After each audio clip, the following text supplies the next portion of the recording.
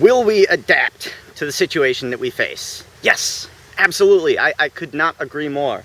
RobbieGTV, you know, I like the commentary. You guys get me worked up. But yes, we'll adapt. We'll figure something out. Whether it's peak oil or the currency crisis that we're going to ultimately face, I could not agree more. This is where I think that we differ on opinions, though. Adapt is a really easy term just to take an entire culture and just define it by. You can say, well, the Aztecs and the Mayans and all these people, you know, when the conquistadors came across, or the Mayans, when whatever wiped them out, they adapted, and there were still native tribes of Mayan descent, you know. That's fine, and that was their adaptation. But I think to just put a term on it like that is really taking a step back and looking at it from an educational stance, a historical stance, rather than a human condition type stance.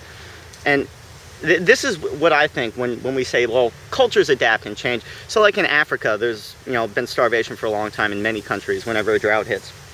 And I was watching a documentary, and I really do, I study the human condition all the time wherever I can. Okay, so starvation is running rampant, and there's a household, you know, with maybe too many kids. All right, it happens.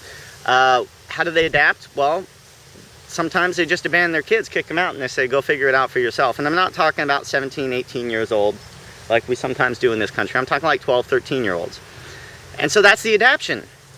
I mean, all right, did the kid adapt? Sure. You know, I saw one thing where a poor little girl, you know, basically got beat up and went from town to town just trying to find some food, couldn't find anything. Her own mother kicked her out of the house. Now she adapted, okay? Is that ideal? No, it's not. It's not ideal at all. And to just say, I forget who it was, but someone just said, you know, oh, we'll just, you know, figure out a way to liquefy coal. Bam, problem solved. Liquid fuel crisis over. Well, why hasn't it been done yet? And don't tell me oil companies are holding it back. And I know that some guy at MIT has probably made like a test tube full of this stuff and say, see, it can be done. But why haven't they scaled it up yet? You know, and so that's adapting, all right, fine, you know. There's a food shortage, people adapt by starving, okay? You know, a lot of these college kids, and this gets back to why I think that, you know, a lot of people are suffering, and they might not know why, but they know that things are bad. They know that they're not getting any better for them, okay? And I'm not talking about the people that haven't been affected yet. So, like, college kids with like $100,000 worth of debt, because that's what everyone in society told them to do to be successful, are graduating to an economy with no job openings.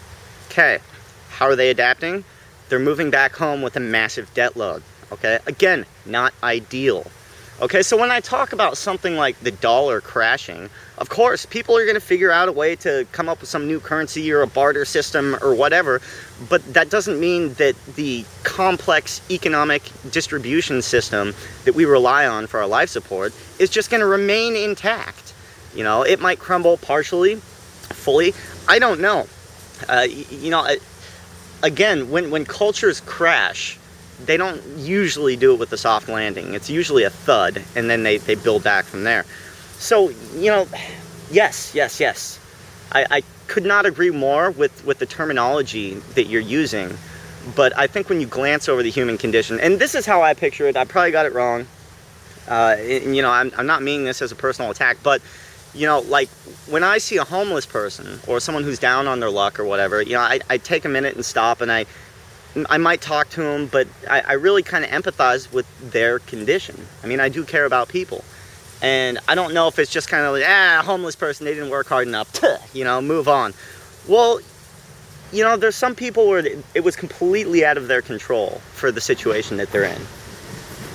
And adapting, train going by, adapting is something that we will do, but it doesn't mean it's going to be easy. It doesn't mean that we're not going to have any issues. It doesn't mean that people aren't going to be severely affected by it. And it doesn't mean that, you know, the people that haven't been affected are just going to continue to sit on the hilltop mansion with the giant hedge, drinking Cristal out of golden ruby encrusted chalices, wearing their monocle, laughing as they light their cigars with $100 bills. Because eventually, if the support structures in society start to fail, it affects everybody. absolutely everybody. And that's a change that I think I see coming. And it's something that interests me, and you guys say, well, I'm Mr. Negative, Ches Critta, look at you, you know, you're always doom and gloom. But it's a topic that I'm interested in. You know, if I was on here vlogging about the fact that this Sunday I'm gonna go ice skating and there's a girl that I met and, you know, I'm gonna take her with me and we're gonna have a grand old time, that's boring. Nobody wants to hear that stuff. But changes to our society and our world that are coming at light speed, I think, are critically important to take a look at. And just to assign terminology as if it's pages in a history book when you're the one living it is a mistake, in my opinion.